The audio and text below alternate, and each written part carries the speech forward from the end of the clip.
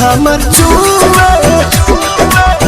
चौक पिचुकारिया से रंग ठोपे ठोप हमर चूहे सारा रारा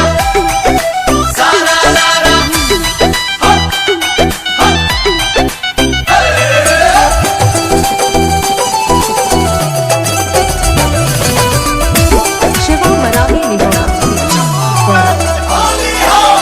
कोराबर में धैला कैला काहे ऐसन कांड हो मार के बरंडी होई न सोलो भदान हो पुरान बना होली हा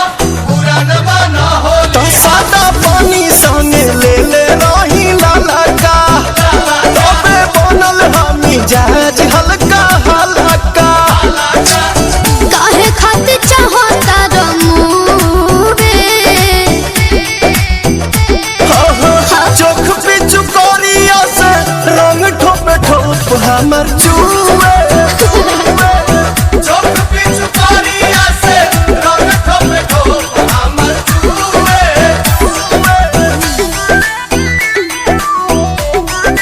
सारा रारा शिवा मरावी निगोड़ा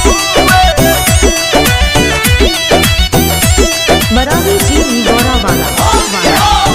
आसो फिरी अंसु दाने कर हेज हो औरुए पवन जी बिचु का